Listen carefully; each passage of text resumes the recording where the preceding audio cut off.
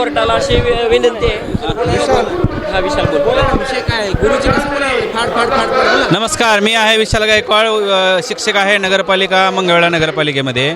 आज या ठिकाणी आपल्याला जी लोकशिक्षकांचा मोर्चा जिथे या ठिकाणी दिसतोय, याचं एक मूळ जे कारण आहे ते नुकताच न्यायालयामध्ये असा एक निर्णय आलेला आहे की 2010च्या पूर्वी देखील जे शिक्षक लागलेले आहेत, अगदी 5 वर्ष सेवा ज्यांची राहिलेली आहे, अशा सगळ्या शिक्षकांना पुन्हा एकदा TET परीक्षा देण्याची सक्ती आलेली आहे. हा म्हणजे ऐका हो ऐका, सोलापूरकर तुमच्यासाठी फातिमा क्लिनिक यांच्या दुसऱ्या वर्धापन दिनानिमित्त व 6 डिसेंबर महापरिनिर्वाण दिनानिमित्त 6 व 7 डिसेंबरला सोलापुरात भव्य रक्तदान शिबिर. चला रक्तदान करूया.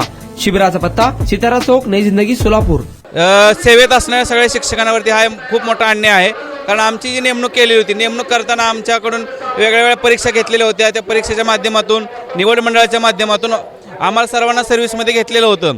पण सेवेमध्ये असणाऱ्या शिक्षकांना पुन्हा परीक्षा द्यायला लावणे म्हणजे हा शिक्षकांवरती असणारा खूप मोठा अन्याय आहे. आणि या अन्यायाच्या विरुद्ध वाचा फोडण्यासाठी आज मोठ्या प्रमाणात या ठिकाणी शिक्षक एकत्र आलेले आहेत. आणि आमची मागणी हीच मूळ असणार आहे की ही जी TET परीक्षा शिक्षकांना घेण्याचा जो शासनाने किंवा न्यायालयाच्या मार्फत जो निर्णय आलेला आहे, तो निर्णय जोपर्यंत रद्द होत नाही तोपर्यंत शिक्षक संघटना या सर्व शिक्षक हे या आंदोलनाला कायम पाठिंबा देतील. आज संपूर्ण महाराष्ट्रामध्ये शाळा बंद आंदोलन आहे.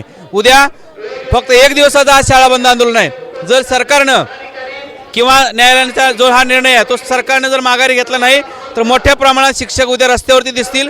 शाळा बंद आंदोलन हे खूप मोठ्या प्रमाणात तुम्हाला यशस्वी झाले दिसेल. आज तुमच्या न्यूज चॅनलच्या माध्यमातून मी सरकार चालवणारे मुख्यमंत्री महोदय असतील, मंत्री महोदय असतील, यांना मी सर्व शिक्षक बांधवांच्या वतीने जाहीरप्रमाणे आवाहन करतोय.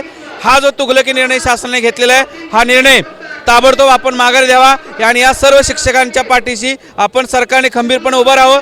आज हे शिक्षक संपूर्ण महाराष्ट्राच्या कानाकोपऱ्यामध्ये विद्यार्थी घडवण्याचं काम करत आहेत, पुढील पिढी घडवण्याचं काम करते. आणि हीच पिढी जर शिक्षकांची पिढी जर या निर्णयाच्या माध्यमातून बाधित होत असेल तर निश्चितप्रमाणे आपल्या देशाचं भवितव्य अंधारात आहे. मी शासनाला विनंती करतो की ही TET कायमस्वरूपी रद्द करा.